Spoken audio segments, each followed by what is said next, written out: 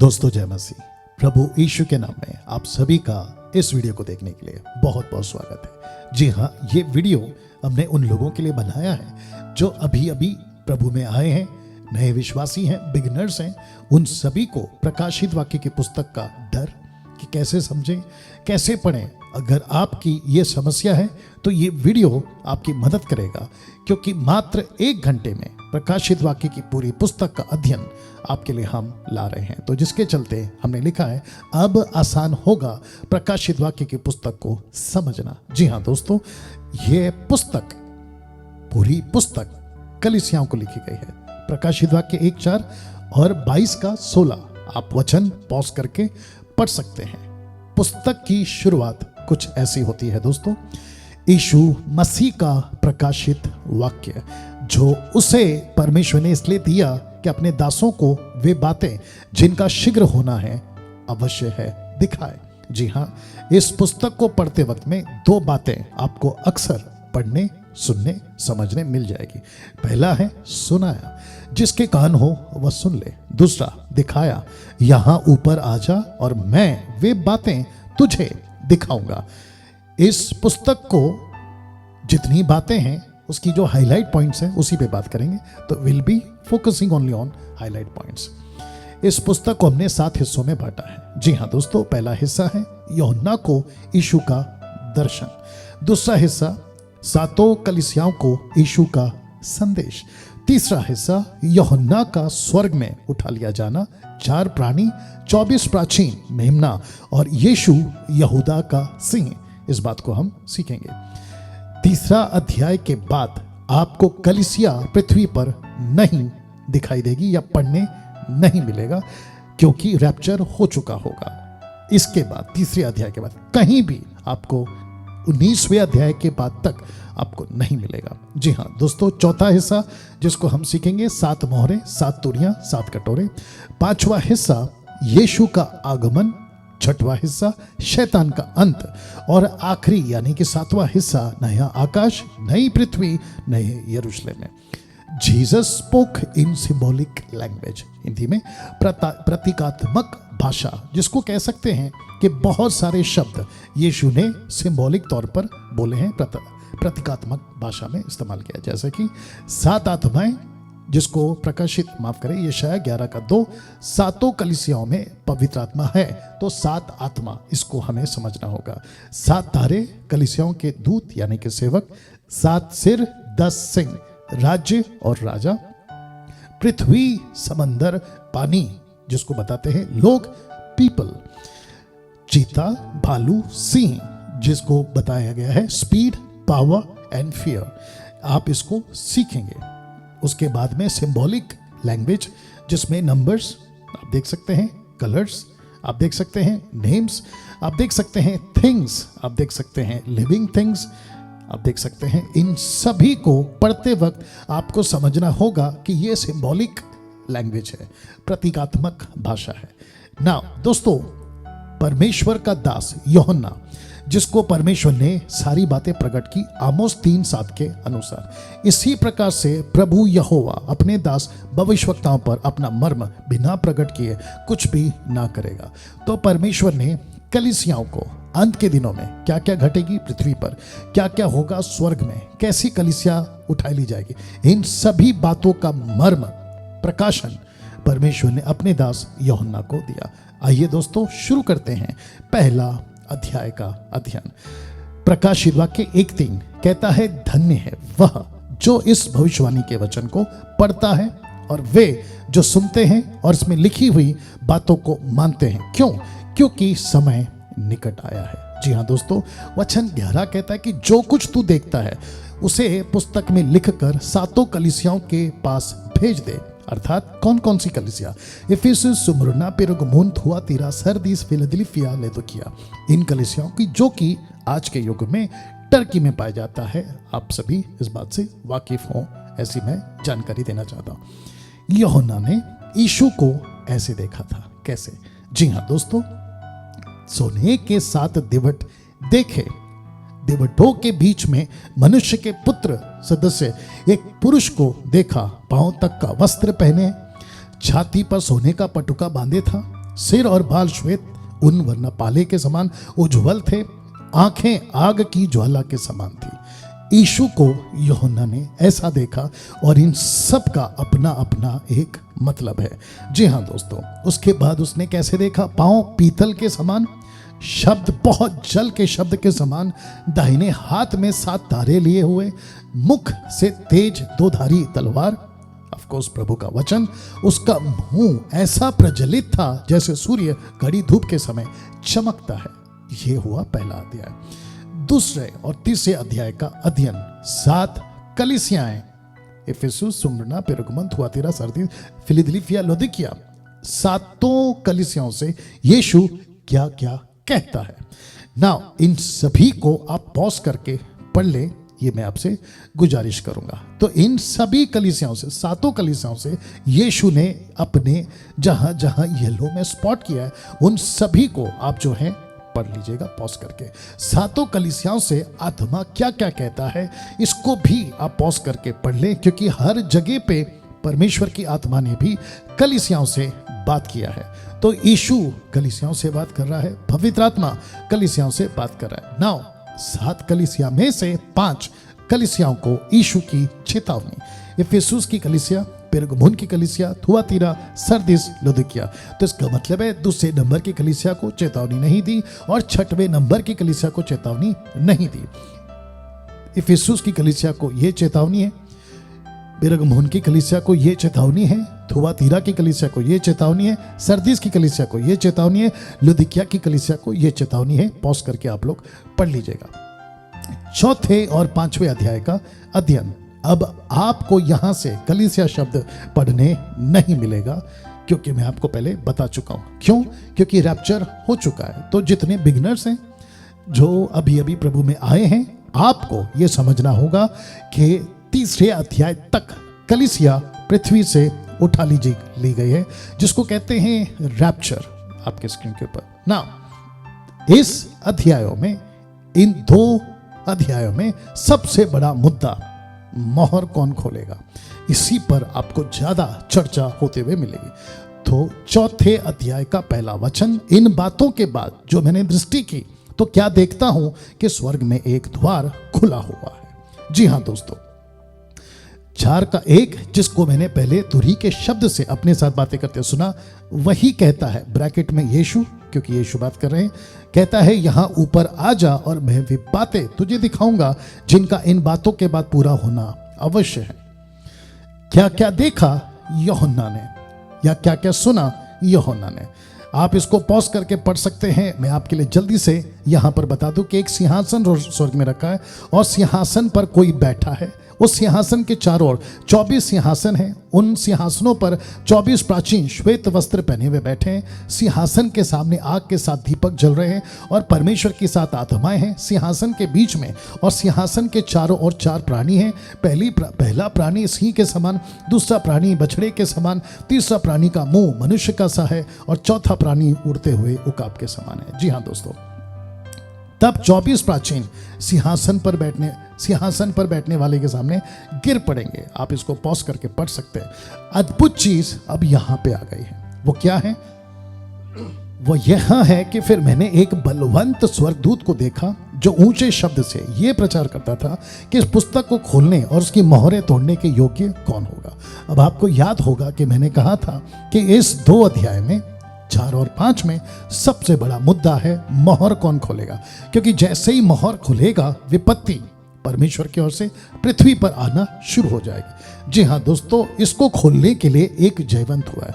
यह चित्र आपके लिए मदद करेगी कि कैसे यीशु जयवंत हुआ है। जी हाँ, तब उन प्राचीनों में से एक ने मुझसे कहा, मत रो, देख यहूदा के गोत्र का वह सिंह जो दाऊद का मूल है, उस पुस्तक को खोलने, उसकी 7 मोहरें तोड़ने के लिए जयवंत हुआ है। यीशु मुर्दों में से जयवंत हुआ है, और यही वजह है कि पृथ्वी पर अंत कैसे लाए, उसकी जो सील है, मोहर, उसको कैसे तोड़े, उसके लिए यीशु का जीवित होना बहुत जरूरी था ना। तब मैंने उस सिंहासन और चारों प्राणी, उन प्राचीनों के बीच में मानो एक वध किया हुआ मेमना खड़ा देखा। उसके 7 सिंग, 7 आंखें और मैं आपको बता चुका हूं कि ये सिंबॉलिक है, प्रतीकात्मक शब्दों का इस्तेमाल किया गया है। यीशु की 7 आंखें परफेक्ट, 7 सिंह परफेक्ट, इसको दर्शाता है। इसका ख्याल आप लोग रखेंगे।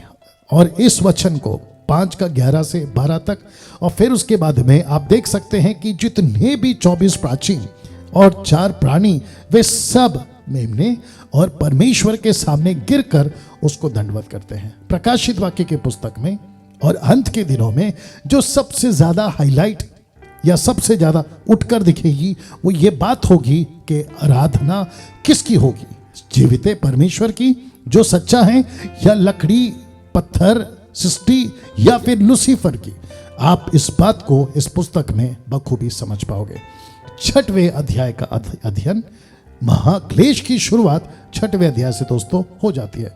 6वें अध्याय से लेकर 16वें अध्याय तक ये आपको दिखेगा क्या क्या, 7 सील्स, 7 ट्रम्पेट्स एंड 7 बोल्स। जी हाँ, 7 तुरियां, 7 मोहर, 7 तुरियां और 7 कटोरे आपको दिखाई देगा। साथ ही साथ अब यहां से आपको यीशु अलग दिखेगा दोस्तों। 7 मोहरों का खोला जाना। जी हाँ, मेमने ने जब एक एक मोहरों को खोला, आप देख सकते हैं कि मैंने चित्र यहां सिंह का लगाया, क्योंकि यीशु अब मेमना नहीं रहा। उसकी आवाज बदल चुकी है, उसकी व्यक्तित्व पर्सनैलिटी बदल चुकी है, उसकी जो शैली है वो बदल चुकी है।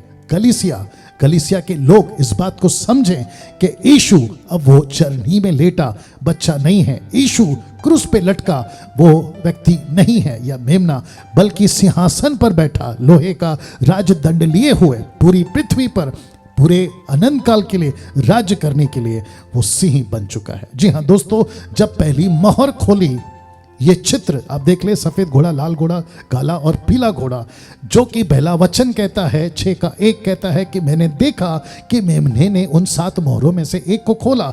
तो क्या हुआ? सफेद घोड़ा, जी हाँ, उसके हाथ में धनुष है और वो जय करता हुआ निकला। दूसरा घोड़ा जो कि लाल रंग का है, उसके हाथ में तलवार दी गई है, जो कि कहता है पृथ्वी पर से मेल उठा ले। पॉज करके आप लोग इसको पढ़ सकते हैं। आप जानते हैं कि मैं इतनी तेजी से क्यों जा रहा हूं।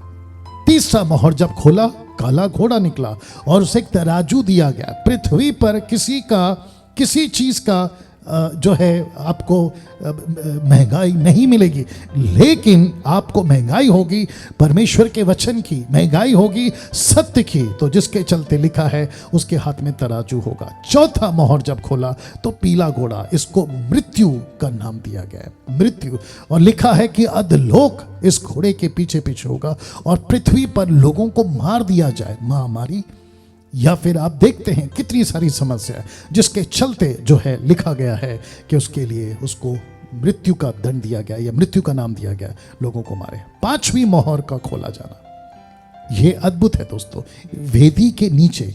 जी हाँ, 5वें अध्याय में जब आप पढ़ोगे तो आपको वचन 9 में लिखा है कि उसने 5वीं मोहर खोली तो मैंने वेदी के नीचे उनके प्राणों को देखा जो परमेश्वर के वचन और उसकी गवाही, यानी कि ओल्ड टेस्टमेंट और न्यू टेस्टमेंट में जितने शहीद हुए हैं, वध किए गए लोग हैं, उन सभी को वेदी के नीचे, जी हाँ, इनकी आत्माओं को देखा। और साथ ही साथ कहा वचन 11 में उन्हें श्वेत वस्त्र दिया जाए, और वस्त्र हमेशा कैरेक्टर, चरित्र को दर्शाता है, और आप इस बात से वाकिफ हो, इसलिए मैंने कहा।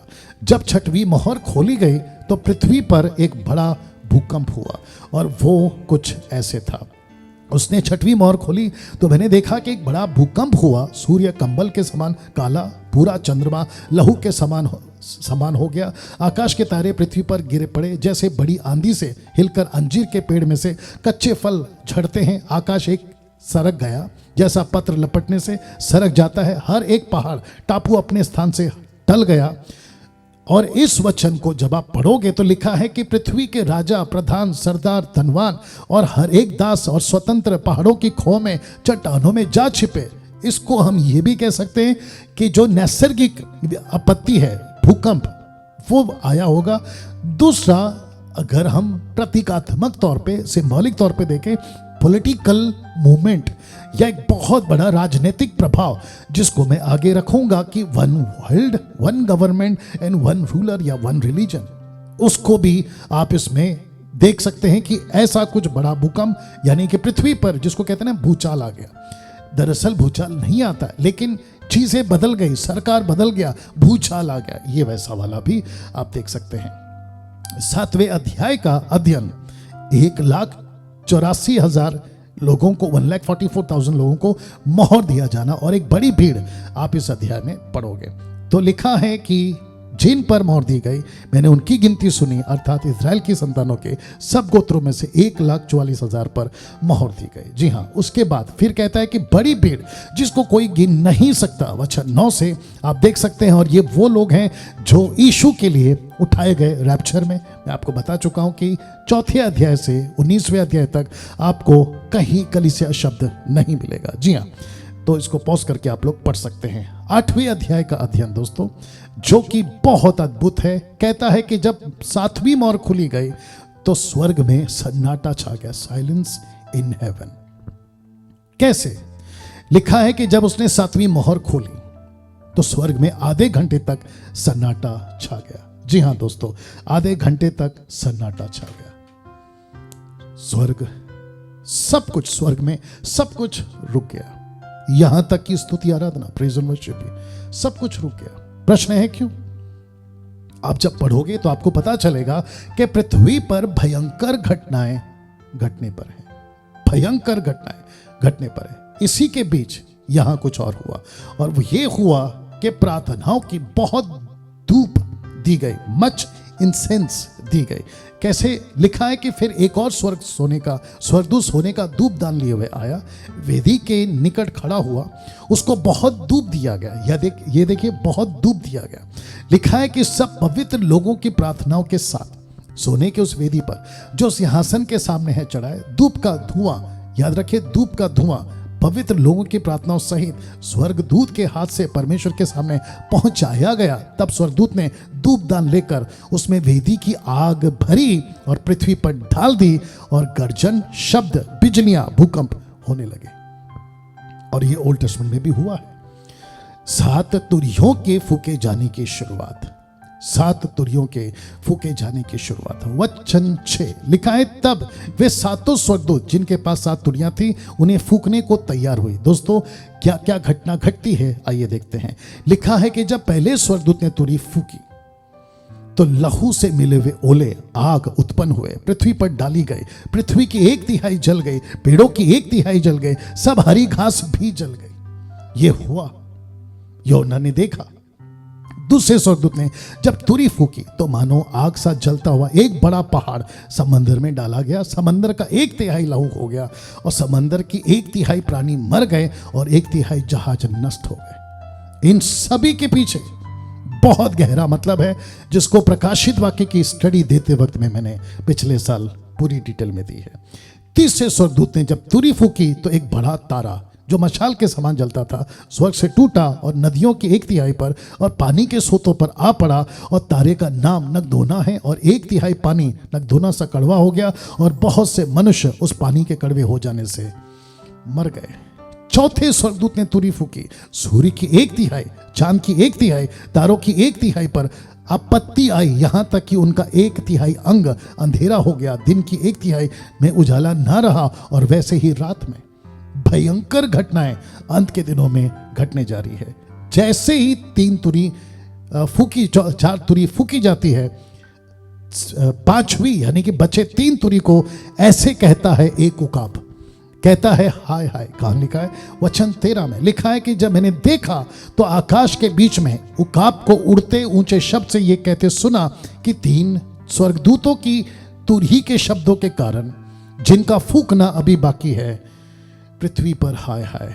इंग्लिश में कहता है, ये मैंने टाइटल दिया है, वो ट्रम्पेट्स, हाय ट्रम्पेट्स, वो ट्रम्पेट्स, या 9वें अध्याय का अध्ययन। दोस्तों, पहली तुरही का यानी कि 3 में से जो हाय हाय कहता है पृथ्वी पर, उसमें का पहला तुरही का फूका जाना पृथ्वी पर हाय हाय क्या है? जब 5वें स्वर्गदूत ने तुरही फूकी तो लिखता है कि तो मैंने स्वर्ग से पृथ्वी पर एक तारा, ये तारा कौन है? लूसीफर। ये तारा कौन है? शैतान। यशायाह की किताब उसका 14 का 12 गिरता हुआ देखा। याद रखिए, ऑलरेडी गिर रहा है। गिरता हुआ देखा। क्या देखा उसने? कि उसे अथाह कुंड की कुंजी दी गई। वचन 2, उसने अथाह कुंड को खोला। आगे कहता है कि कुंड में से एक बड़ी भट्टी का सा धुआं उठा। कुंड के धुएं में से सूर्य और वायु अंधकारमय हो गया। उस धुएं में से पृथ्वी पर टिड्डियां निकली। अब ऐसा कई कहते हैं, मैं भी मानता हूं, कि प्रकाशित वाक्य का सबसे कठिन अध्याय, चैप्टर अगर कोई है तो वो ये चैप्टर है। जी हां, भयंकर बातें हैं इसके अंदर, जो कि परमेश्वर की अगुवाई से आपके बीच में मैं रखूंगा। एक एक चीज है, आपको मैं जितना लाल से स्पॉट किया समझाता चलूंगा। तो पृथ्वी पर टिड्डियां निकली। जी हां, इसके ऊपर बात कर लेते हैं। लिखा है कि धुएं से 2 चीजें ढक गई। धुएं से जब अथाह कुंड के दूत ने खोला तो उसमें से धुआं निकला और उसमें से 2 चीजें ढक गई। एक है सूर्य और दूसरा है वायु, सन एंड एयर, सूर्य और वायु। अब प्रश्न उठता है, कौन है सूर्य और वायु? जी हां, ये दोनों चित्र आपके बीच में रख दिया। सूर्य ओल्ड टेस्टमेंट में मलाकी की किताब उसका 4 अध्याय वचन 2 कहता है कि परंतु तुम्हारे लिए जो मेरे नाम का भय मानते हो, धर्म का सूर्य उदय होगा, उसकी किरणों के द्वारा तुम चंगे हो जाओगे। दूसरे शब्दों में, यीशु की शिक्षा, यीशु का वचन के द्वारा तुम चंगे हो जाए। मुझे उसमें टाइम टाइप करके बता देना। वायु कौन है दोस्तों? जी हां, आप सभी जानते हैं, प्रेरितों की किताब उसका 2 में यीशु ने कहा था, उसने कहा फूका फूका और कहा पवित्र आत्मा लो। तो पवित्र आत्मा जब नीचे आया तो वायु के रूप में आंधी चली।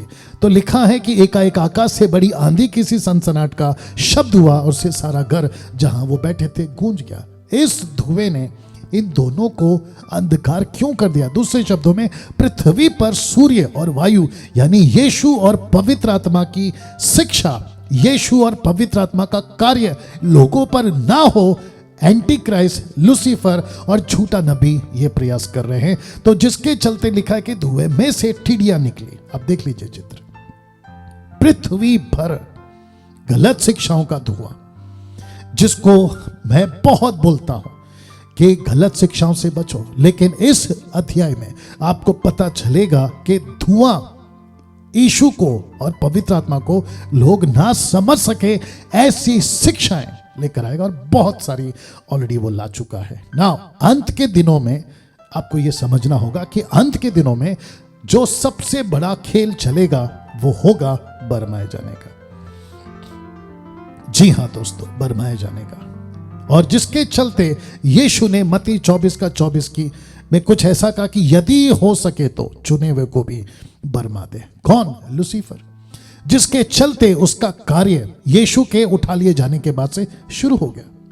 आपको याद होगा कि पौलुस ने 2 कुरिन्थियों 4:4 में एक शब्द कहा था, एक वचन कहा था, और वो ये वचन था, लिखता है कि उन अविश्वासियों के लिए जिनकी बुद्धि को इस संसार के ईश्वर ने अंधी कर दी है, इस संसार के ईश्वर ने अंधी कर दी है। विश्वासी और अविश्वासी अंत के दिनों में जो सबसे बड़ा खेल चलेगा, संसार के अंदर बरमाए जाएंगे, कलीसिया के अंदर बरमाए जाएंगे झूठे शिक्षाओं के द्वारा। तो इस अध्याय से यह बात पता चलती है। पौलुस ने एक जगह पे यह भी कहा था, 2 थिस्सलुनीके 2:9-12 तक में कहता है कि उस अधर्मी का आना, एंटी क्राइस्ट, शैतान के कार्य के सब प्रकार की झूठी सामा, चिन्ह, अद्भुत काम के साथ नाश होने वालों के लिए अधर्म के सब प्रकार के धोखे के साथ होगा, क्योंकि उन्होंने सत्य के प्रेम को ग्रहण नहीं किया जिससे उनका उद्धार होता। इस कारण परमेश्वर उनमें एक भटका देने वाली सामर्थ को भेजेगा ताकि वे झूठ की प्रतीति करें। जितने लोग सत्य की प्रतीति नहीं करते वरना अधर्म से प्रसन्न होते हैं, सब दंड पाए। अब आप सोच के देखिए कितना जरूरी है सही शिक्षा को पाना। विश्वासियों, आपसे बात कर रहा हूं, कितना जरूरी है कि सत्य को जानना। जो अविश्वासी है, ऐसी वीडियोस मुझ जैसे 10 टका प्रचारक आप तक पहुंचाते हैं, वो इसलिए पहुंचाते हैं ताकि आपको सत्य पता चले ना। उसके बाद क्या हुआ दोस्तों? उन लोगों को मार डालने का तो नहीं, किसने? जो धुएं से टिड्डियां निकली, लिखा है 5 महीने तक पीड़ा देने का अधिकार दिया गया। उनकी पीड़ा ऐसी थी जैसे बिच्छू के डंक मारने से मनुष्य को होती है। उन दिनों में मनुष्य मृत्यु को ढूंढेंगे, ना पाएंगे, मरने की लालसा करेंगे, मृत्यु उनसे भागेगी 5 महीने तक। दूसरे शब्दों में पीड़ा। गलत शिक्षाओं का पीड़ा, परेशानियों का पीड़ा, हम कहां फंस गए, चलो काम करते मर जाते हैं, नहीं मर पाओगे। तो जिसके चलते लिखा है कि झूठी शिक्षाओं की फौज आएगी। जी हां दोस्तों, झूठी शिक्षाओं की फौज, इन टीडियों के आकार। वचन 7 में कहता है कि लड़ाई के लिए तैयार किए हुए घोड़ों जैसे, उनके सिरों पर मानो सोने के मुकुट। तो इनकी स्पीड बहुत तेज होगी। टीचिंग जो गलत शिक्षा है ना, उसकी स्पीड, घोड़े मतलब स्पीड। दूसरा, सोने के मुकुट, इनको विक्ट्री मिलती चली जाएगी, विजय मिलती चली जाएगी, सक्सेस होते चले जाएंगे। माता यरूशलेम, ओनली जीसस, जवा विटनेस, एलिमिनाटी और ना जाने ये जिब्रिश टंग्स स्पीकिंग वाले, ऐसे बहुत सारी गलत शिक्षाएं मसीह जगत में और संसार में। लकड़ी की आराधना, पत्थर की आराधना, सृष्टि की आराधना, ऐसे बहुत सारी चीजों से लोगों को लूसीफर ने सूर्य और वायु को अंधेरा कर दिया। आप समझ गए होंगे। फिर कहता है उनके बाल स्त्रियों के बाल जैसे। ये मतलब क्या है कि पुरुष और स्त्री दोनों इसमें शामिल होंगे। इसका ये चिन्ह दिखता है। दांत सिंह के दांत जैसे, दांत जो है सिंहों के दांत जैसे। इनका जो काटना है ना, मतलब इनकी जो शिक्षाएं हैं वो आपको टोटल खत्म कर देंगी। ये उसको दर्शाता है। लोहे किसी झील में पहने, इनके अंदर जमीर नहीं होगा, इनका जमीर लोहे का हो गया, मर चुके होंगे इनकी जमीरें। ये उसको दर्शाता है। पंखों का शब्द था, रथों और बहुत से घोड़ों का जो लड़ाई में दौड़ते, इनकी जो रफ्तार है बड़ी तादाद में होगी और बहुत तेजी से इनकी गलत शिक्षाएं संसार में फैलेंगी, मसीहत में फैलेंगी। उनकी पूंछ बिच्छुओं की सी थी और उनमें डंक थे। उन्हें 5 महीने तक मनुष्य को दुख पहुंचाने की जो शक्ति थी, मिलती थी, वो पूंछ से मिलती थी। जी हाँ, उनके पूंछों से। ये पूंछ क्या है? ये पूंछ क्या है दोस्तों? यशाया 9:15 कहता है, पुरनीय और प्रतिष्ठित पुरुष तो सिर है, पुरनीय और प्रतिष्ठित पुरुष तो सिर है, झूठी बातें सिखाने वाला नबी पूंछ है। सब कुछ कनेक्टेड है, आप इसका ख्याल रखेंगे। नाउ कहता है 9:12, पहली विपत्ति बीत चुकी, देखो अब इसके बाद 2 विपत्तियां आने वाली हैं, वो ट्रम्पेट्स। आप समझ गए होंगे। नाउ दोस्तों, दूसरी तुरी के कारण पृथ्वी पर हाय है। वचन 13 इसी का, जब 6वें स्वर्गदूत ने तुरी फूकी तो लिखा है कि 4 बंधे हुए स्वर्गदूत और बड़ी नदी फुरात, उनकी 20 करोड़ की फौज। आत्मिक बातें, सिंबॉलिक बातें हैं, आपको समझना होगा। 4 स्वर्गदूत जो पृथ्वी पर अभी भी बंधे हुए, लेकिन जिसको यीशु ने पहली सदी में, यानी कि बिफोर आफ्टर डेथ, जिसको कहते हैं एडी, यूहन्ना को दर्शन दिया और कहा कि ऐसी बातें होंगी। तो उस दिन से लेकर अब तक आपको समझना होगा कि ये 4 स्वर्गदूत खोले जा चुके हैं। और इन्होंने क्या किया है, मानो कोई 6वें स्वर्गदूत ने से, जिसके पास तुरी थी, कह रहा है उन 4 स्वर्गदूतों को जो बड़ी नदी फुरात, उत्पत्ति 2:14, आपको याद होगा कि यरदन नदी, माफ करें, अधन की वाटिका को सींचने के लिए 4 नदियों को जिक्र है, जिसमें चौथा नदी फुरात है। ये एंटी क्राइस्ट का आने का, जिसको मैं आगे बताऊंगा, यही नदी का सारा, और बहुत सारी गड़बड़ियों का यहीं से, बेबीलोन यहीं से। लिखा है कि बंधे हुए थे, खोल दे। वे 4 दूत खोल दिए गए जो उस घड़ी, दिन, महीने और वर्ष के लिए मनुष्यों की 1/3 को मार डालने के लिए तैयार किए गए। अब आप सोच के देखिए इनको क्या कहा गया है। लिखा है वचन 16 में, उनके स्वर्गदूतों की फौज के सवारों की गिनती 20 करोड़ थी। मैंने उनकी गिनती सुनी, 20 करोड़ बहुत होते हैं, लगभग पूरी पृथ्वी पे फैल सकते हैं, ऐसी इनकी तादाद होगी। वचन 17, मुझे इस दर्शन में घोड़े उनके ऐसे सवार दिखाई दिए जिनकी जिल में आग, धूम्रकांत और गंधक सी थी। उन घोड़ों के सिर सिंहों के सिरों के समान थे। उनके मुंह से आग, धुआं और गंधक निकलते थे। आग, धुआं, गंधक, ये 3 कलर को भी दर्शाते हैं। दूसरे शब्दों में, ऐसी फौज आएगी जो मसीहत को, संसार को पॉलिटिकली और रिलीजियसली दोनों में तकलीफ दे सकती है। 20 करोड़ की फौज। जी हां, वचन 18, इन तीनों महामारियों अर्थात आग, धुएं और गंधक से जो उनके मुंह से निकलते थे, मनुष्य की 1/3 को मार डाल दी गई, क्योंकि उनकी घोड़ों की सामर्थ उनके मुंह और उनकी पूंछों में थी। फिर कहता हूं, सिंबॉलिक है। गलत शिक्षाएं पृथ्वी पर बहुत राज करेंगे और अभी भी कर रही हैं, तो इनसे बचना है। तो लिखा है, पूंछों के सिर भी थे, उन्हीं से वे पीड़ा पहुंचाते थे। पूंछों के सिर भी थे। अब आप समझ जाइए कि ये कौन है, झूठे नबी। जी हां, अध्याय 10 दो स्वर्गदूत और छोटी पुस्तक, स्वर्गदूत और छोटी पुस्तक। आइए देखते क्या लिखा है प्रकाशित वाक्य 10 का 1 से 2 में लिखा है, फिर मैंने एक बड़ी भली स्वर्गदूत को बादल ओढ़े स्वर्ग से उतरते देखा। उसके सिर पर मेघ धनुष था, उसका मुंह सूर्य का सा, उसके पांव आग के खंबे के से थे, उसके हाथ में एक छोटी पुस्तक, छोटी सी खुली हुई पुस्तक। याद रखिए दानियल का 12 का 4 कहता है कि पुस्तक को बंद कर, यहां कहता है पुस्तक खोल ले। तो ये छोटी पुस्तक कोई और नहीं, मेरा ऐसा मानना है ये दानियल की पुस्तक है जो उस वक्त में दी गई और कहा कि इसे खा ले।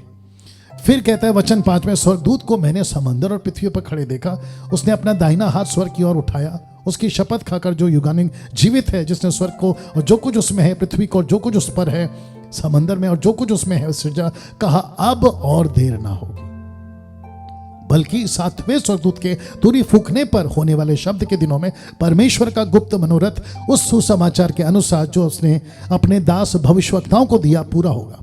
दूसरे शब्दों में पृथ्वी अब तक बची इसलिए है क्योंकि परमेश्वर का गुप्त मनोरथ यानी सुसमाचार अभी तक मौजूद है। तो जितने लोग देख रहे हैं इस वीडियो को, इस शिक्षा के माध्यम से आपके अंदर परमेश्वर का डर, न्याय का डर, नरक जाने का डर आना बहुत जरूरी है। और सुसमाचार पर विश्वास करिए क्योंकि भयंकर दिन इस पृथ्वी पर आने जा रहे हैं। अध्याय 11, 2 गवाह। जी हाँ दोस्तों, पृथ्वी पर 2 गवाह आने पर हैं, जिसको जैतून के 2 पेड़ भी कहा गया है। ये 1260 दिन तक भविष्यवाणी करेंगे, यानी कि 3.5 साल तक। सबसे पहले वचन कहता है कि इसको एक सरकंडा दिया गया, और नापना किसको है? परमेश्वर के मंदिर को और वेदी को और उपासना करने वाले लोगों को नापना है। दूसरे शब्दों में इजराइल को नापना है। दूसरे शब्दों में इजराइल में कौन सही है, कौन गलत है, कितने सच्चे हैं, कितने झूठे हैं, उसको नाप ले। और उसके मुताबिक अंतिम दिनों में जब ये आएंगे तो वचन का प्रचार उन लोगों को दिया जाएगा, तो नापा जाएगा। तो वैसे ही जैसे तब नापा जाएगा, वैसे आज भी परमेश्वर पवित्र आत्मा के द्वारा मुझ जैसे 10 टक्का प्रचारकों के द्वारा कलीसिया को नापता है कि कलीसिया के अंदर कौन सही है और कौन गलत है। ये उसका सीख आपको मिल रहा है। लिखा है कि जब वे अपनी गवाही दे चुके होंगे तो वह पशु जो कि प्रकाशित वाक्य 13 का 11 में निकलेगा, पृथ्वी से अथवा कुंड में से निकलेगा, उनसे लड़कर उन्हें जीतेगा और उन्हें मार डालेगा। किसको? 2 गवाहों को। उसके बाद क्या होगा दोस्तों? वचन 11 कहता है, परंतु 3.5 दिन के बाद परमेश्वर की ओर से जीवन का श्वास उनमें पैंट गया, अपने पांव के बल खड़े हो गए, उनको देखने वालों पर बड़ा भय छा गया। वचन 12, तब उन्हें स्वर से एक बड़ा शब्द सुनाई दिया, यहाँ ऊपर आओ। और ऑफकोर्स ये हमारा प्रभु है जिसने कहा यहाँ ऊपर आओ। ये सुन वे बादल पर सवार होकर अपने बैरियों को देखते देखते स्वर्ग पर चढ़ गए। ये चित्र आपके बीच में रखा है। अब आता है अंतिम 7वीं तुरी, जिसके चलते लिखा है कि पृथ्वी पर हाय।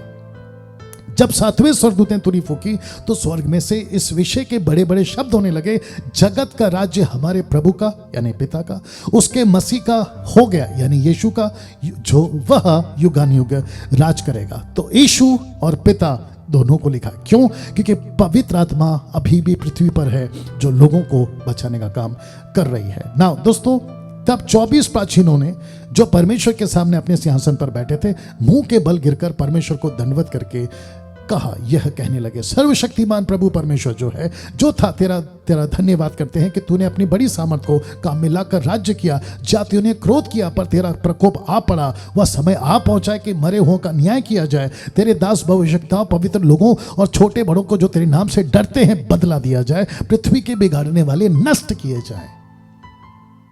वचन 19, तब परमेश्वर का जो मंदिर स्वर्ग में है वह खोला गया। उसके मंदिर में से उसकी वाचा का संदूक दिखाई दिया। जी हाँ, टबरनेकल, वाचा का संदूक दिखाई दिया। बिजलियां, शब्द, गर्जन, भूकंप, बड़े बड़े ओले पृथ्वी पर गिरे।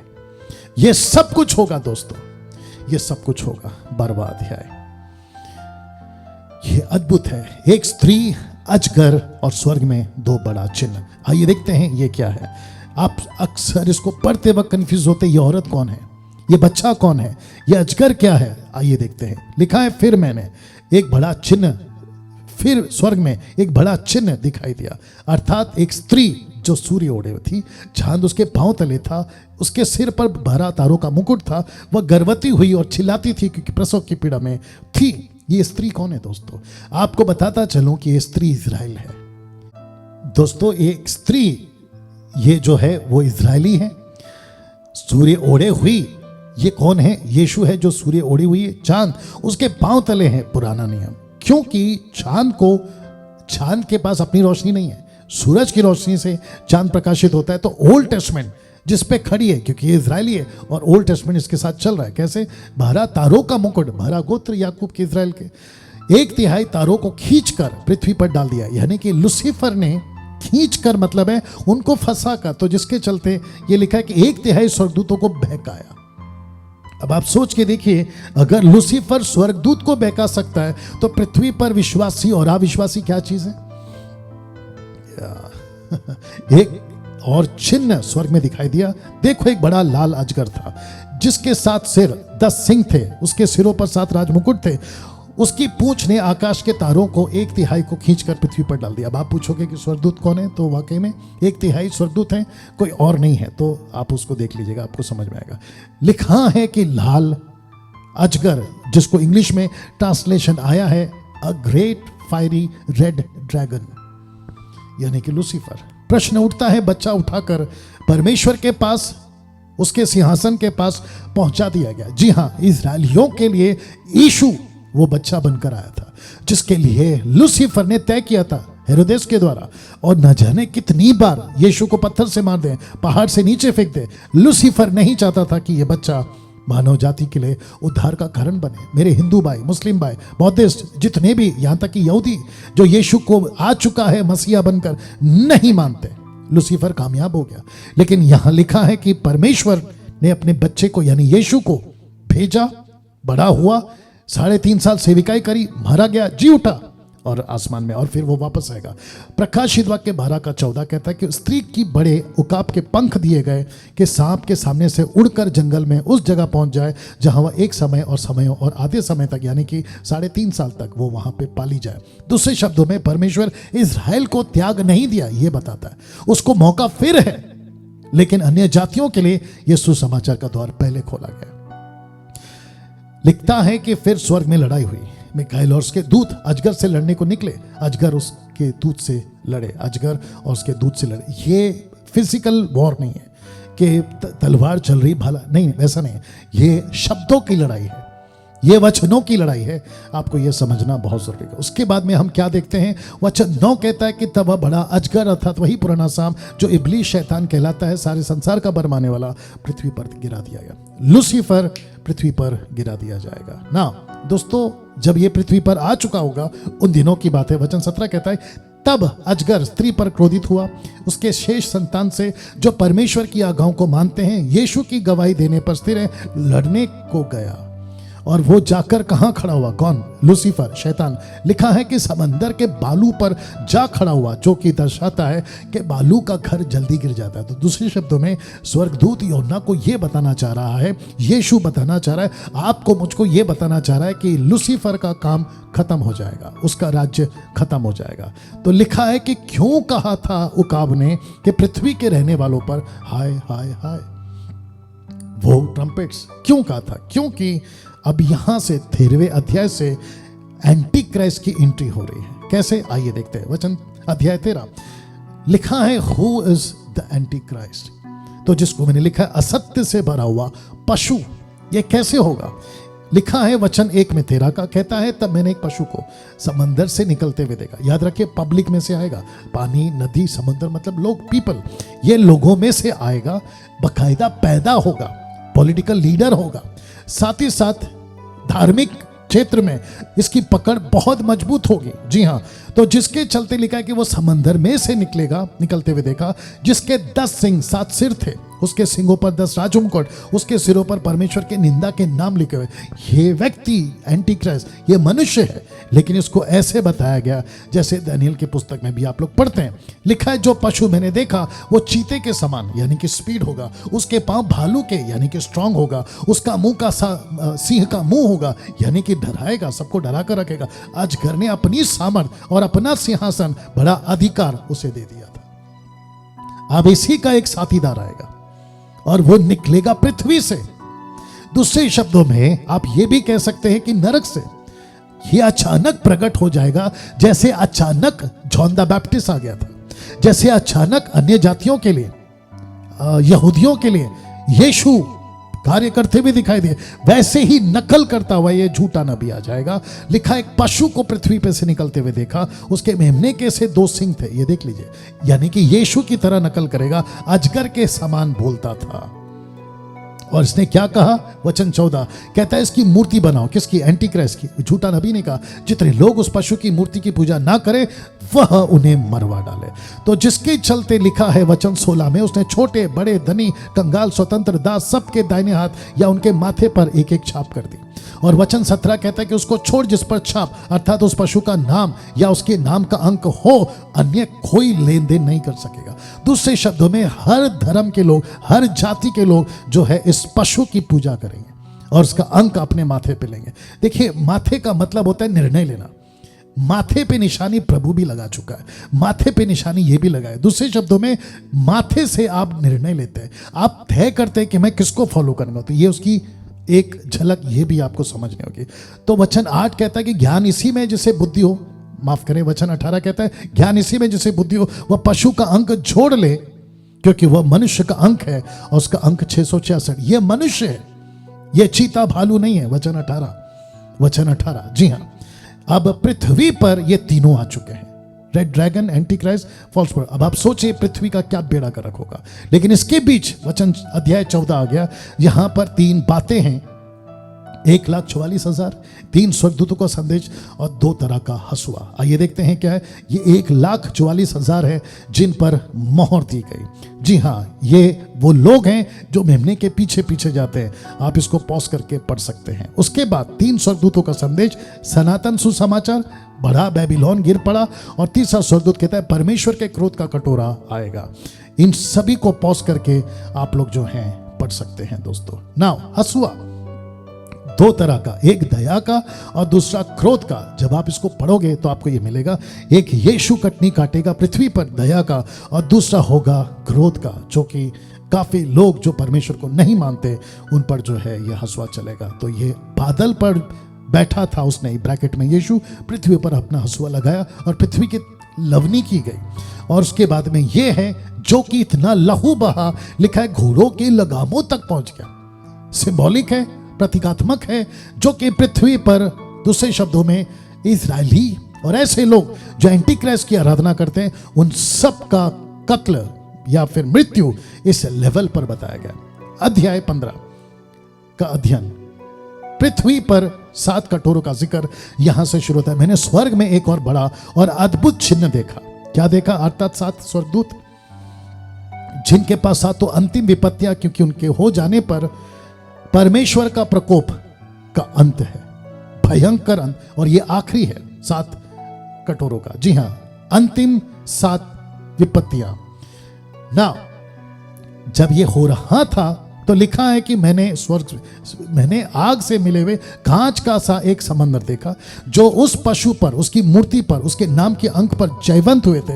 ये वो लोग हैं जिन्होंने एंटी क्राइस्ट की पृथ्वी पर, जो छूट गए, रैप्चर में नहीं जा सके, उन लोगों ने विजय पाई एंटी क्राइस्ट पर। याद रखो, ऐसा जज्बा, ऐसा जुनून, ऐसा तड़प, ऐसा विश्वास तब लोगों ने दिखाया। अब कितना दिखाना होगा ये आपको बताता है। फिर वचन 3 कहता है वे परमेश्वर के दास मूसा का गीत, यानी ओल्ड टेस्टमेंट इजरायली।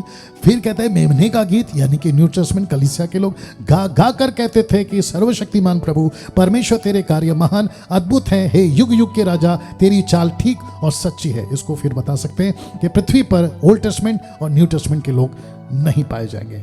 अध्याय 16 जो कि शुरू हो जाता है मंदिर में, किसी को ऊंचे शब्द से 7 स्वर्गदूतों से ये कहते सुना, जाओ परमेश्वर के प्रकोप के 7 कटोरों को पृथ्वी पर उंडेल दो। ना दोस्तों, जब पहले ने पृथ्वी पर भेजा उंडेला तो फोड़े आ गए। जब दूसरे ने पृथ्वी पर फेंका तो लिखा है कि समंदर का जीवधारी मर गया। और जब तीसरे ने तो कहता है कि नदी लहू बन गया। आप ये सारी चीजों को आप पॉज करके पढ़ सकते हैं 16 का 4 में। उसके बाद जब चौथे स्वर्गदूत ने कटोरा सूर्य पर उंडेला तो लोगों को झुलसा देने का, माफ करें, लोगों को झुलसा देने की आग या गर्मी सूर्य पर आ गए। 5वें ने जब फेंका तो सिंहासन किसके? पशु के, उस पर अंधेला तो पूरा सिंहासन पृथ्वी पर उस वक्त में अंधेरा हो गया। और लिखा है कि लोग पीड़ा के मारे अपनी अपनी जीभ चबाने। जीभ क्यों? वो याद करेंगे सुसमाचार आया था, हमने नहीं माना, सत्य को आया था, हमने नहीं माना। उसके बाद में जब छठवें स्वर्गदूत ने महानदी फुरात पर अपना कटोरा उंडेला, याद रखिए फुरात पर, तो नदी सूख गया। दूसरे शब्दों में एरमैगडोन, फाइनल बैटल के लिए तैयार किए जाना, ये उसको दर्शाता है, सिंबॉलिक है। उसके बाद आप देख सकते हैं कि इसी के बीच में 16 का 13 में अजगर के मुंह से, पशु के मुंह से, झूठे भविष्यवक्ता के मुंह से 3 मेंढक अशुद्ध आत्मा के रूप में निकले, जो उस वक्त जो पीड़ा में थे उनको झूठा तसल्ली, झूठी चंगाई देते हुए दिखा। ये चिन्ह दिखाने वाली दुष्ट आत्मा है।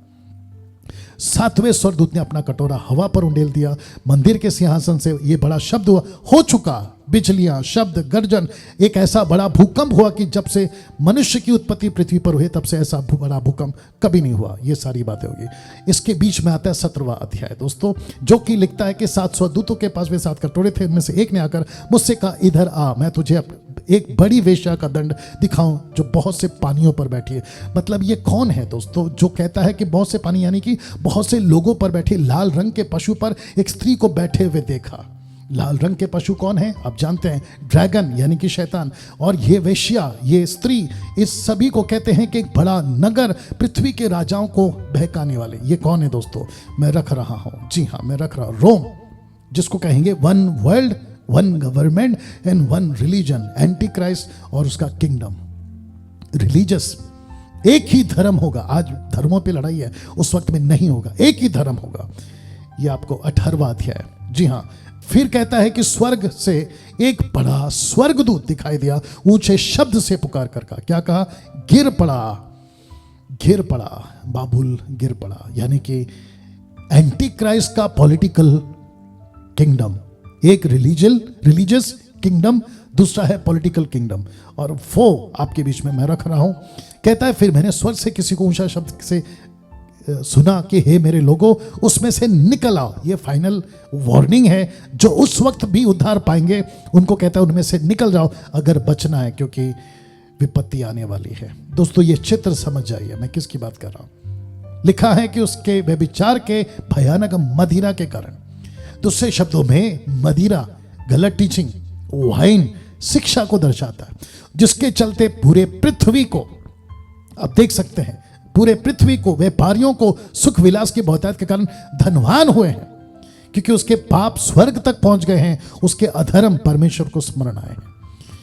फिर कहता है कि पृथ्वी पर एक बड़ा पत्थर फेंका गया, जैसे पत्थर फेंका गया, कहता है कि बड़ा नगर बाबुल भी वैसे ही गिराया जाएगा। 19वां अध्याय दोस्तों। अब इसको कहते हैं कि यीशु का आगमन हो रहा है, यीशु का आना हो रहा है। लिखा है फिर मैंने स्वर्ग को खुला हुआ देखा, देखता हूं कि एक श्वेत घोड़ा है, उस पर एक सवार है, विश्वास योग्य है, सत्य कहलाता है, वह धर्म के साथ न्याय और लड़ाई करता है।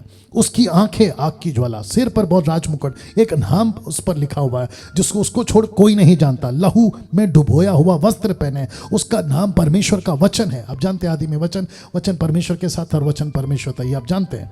युद्ध शुद्ध मलमल पहने हुए उसके पीछे एक बड़ा भीड़ आते देखा है, उसके वस्त्र और जांग पर यह नाम लिखा है, राजाओं का राजा और प्रभु का प्रभु। और लिखा है वचन 15 में, जाति जाति को मारने के लिए उसके मुंह से चौखी तलवार निकलती है, लोहे का राजदंड लिए हुए, याद आ गया होगा आपको बच्चा, लोहे का राजदंड लिए हुए उन पर राज्य करेगा। वह सर्वशक्तिमान परमेश्वर का भयानक प्रकोप की जलजलाहट की मदिरा के कुंड में रौंदेगा। और फिर कहता है कि आप देख लीजिएगा, एंटी क्राइस्ट और झूठा नबी।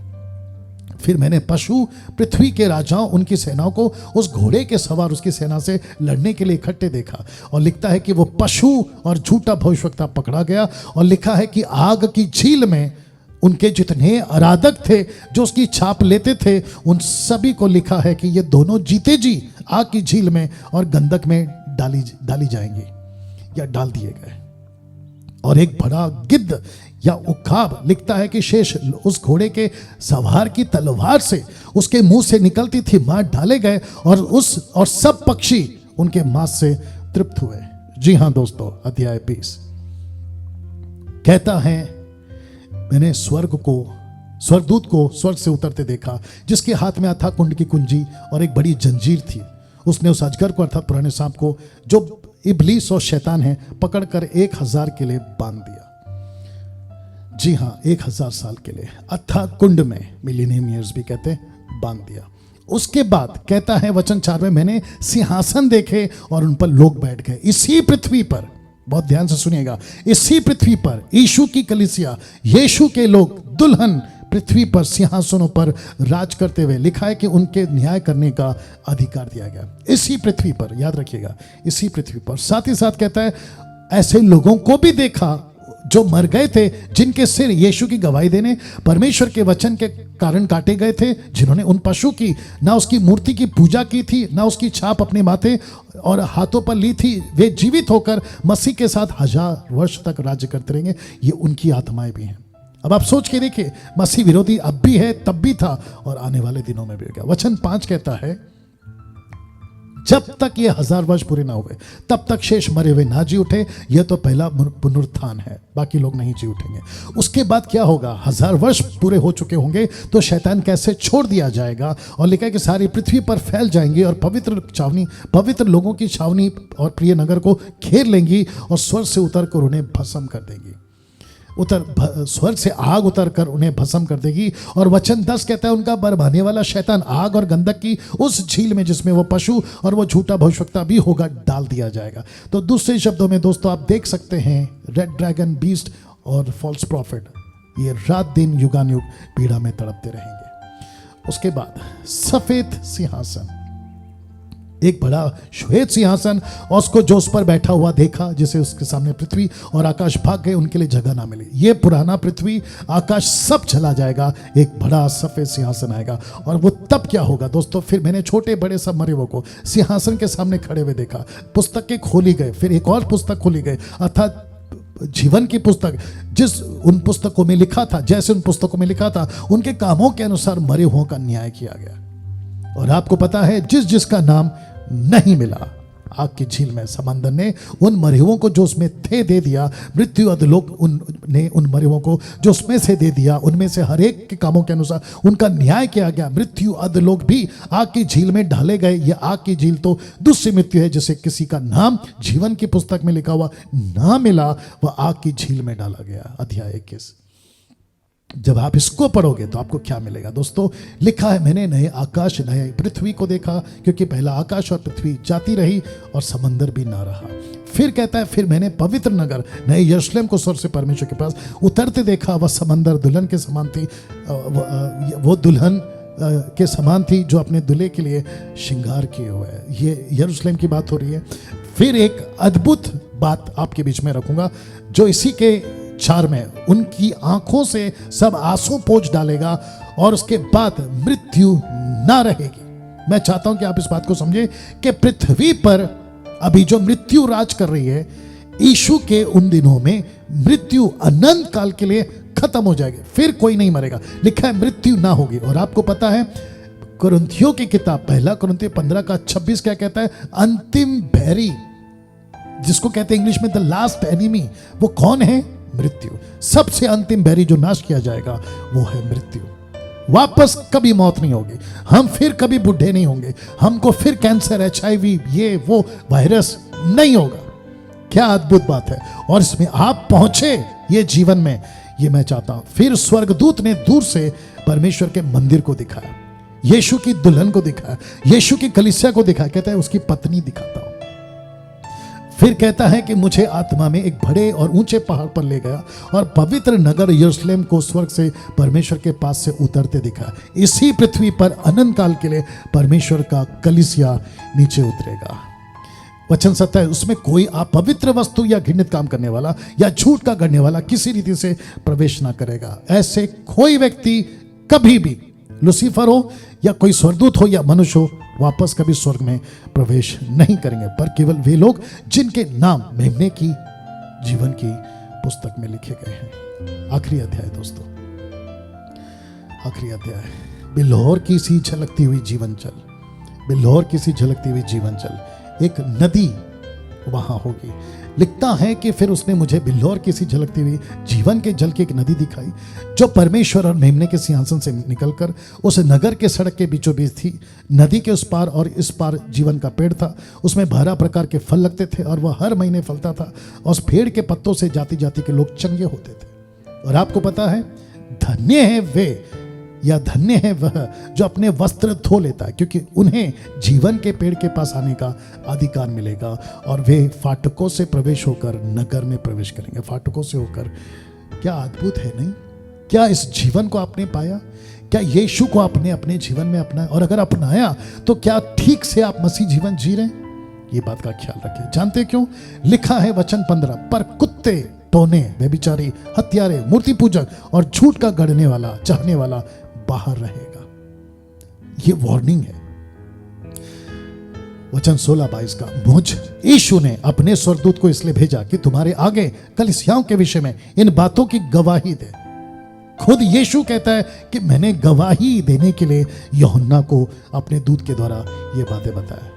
इस वचन को जो मुझे बहुत अच्छा लगता है, कहता है 22-17, आत्मा और दुल्हन दोनों कहती है आ। आत्मा और दुल्हन दोनों कहती आ, सुनने वाले भी कहें आ, और जो प्यासा हो वह आए, और जो कोई चाहे वह जीवन का जल मुफ्त में ले जाए। इसका मतलब है कि अभी आप ये वीडियो को देख रहे हैं, आपको पूरा 22 अध्याय 1 घंटे में मिल गया। आपका हृदय में एक बात चल रही है, ये जीवन मुझे चाहिए, मैं नाश नहीं होना चाहता, एंटी क्राइस्ट के पास नहीं फंसना चाहता, नरक नहीं जाना चाहता, वो भी अनंत काल के लिए। तो यीशु कहता है, इस पुस्तक को समाप्त करते करते कहता है, मैं तुझे मौका दे रहा हूं, मेरे पास आ और अनंत काल का जीवन मुफ्त में ले जा। दोस्तों, अंतिम में चेतावनी, अंतिम चेतावनी क्या है? सुनिएगा। वचन 18 लिखता है कि मैं हर एक को जो इस पुस्तक की भविष्यवाणी की बातें सुनता गवाही देता हूं, यदि कोई मनुष्य, याद रखिए सेवक, पास्टर, कोई भी हो सकता है, मनुष्य इन बातों में कुछ बढ़ाए तो परमेश्वर उन विपत्तियों को जो इस पुस्तक में लिखी है उस पर बढ़ाएगा। फिर कहता है, यदि कोई इस भविष्यवाणी की पुस्तक की बातों में से कुछ निकाल डाले तो परमेश्वर जीवन के पेड़ और पवित्र नगर में से जिसकी चर्चा इस पुस्तक में है उसका भाग निकाल देगा। और इसी को नीति वचन 30:6, व्यवस्था विवरण 4:2 और व्यवस्था विवरण 12:32 में भी इसी बात को दोहराया गया। ना दोस्तों, जो बिगनर्स हैं, फर्स्ट टाइम है, आपको प्रकाशित वाक्य की पुस्तक को समझने में कठिनाई हो रही थी, लेकिन इस 1 घंटे के वीडियो ने आपको 22 अध्याय का चित्र दिखा दिया है। आपको पूरा कल्पना मिल गया होगा, ओके ये है पुस्तक। और याद रखिए कि मैंने डिटेल में वर्ड्स बाय वर्ड्स प्रकाशित वाक्य की पुस्तक का अध्ययन का टीचिंग देकर YouTube पे वीडियो डाल दिया है। आपको अगर एक झलक पता चल गया बाहर से, ओके ये नज़ारा है, ओके ये ऐसा होगा, अब इसके डिटेल में जाते तो वो वीडियो भी आप लोग जरूर देखेगा। चलिए दोस्तों, अपना ख्याल रखें, इस वीडियो को खूब शेयर करें। अगर आप पहली बार देख रहे हैं तो मेरे चैनल को सब्सक्राइब करें, आइकन बेल दबाएं, क्योंकि डैनियल राज यूट्यूब से पैसे नहीं कमाता। अपना ख्याल रखें, प्रभु आपको आशीष दे।